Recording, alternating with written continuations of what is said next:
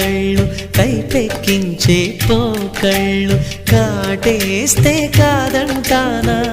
ఇప్పుడైనా వయసేమైనా సొగసేమైనా మరపించే మనసేమైనా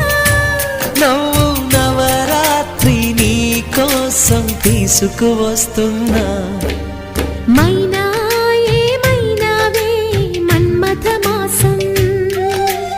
అయినా ఎంతైనా ఇది మెత్తని మోసం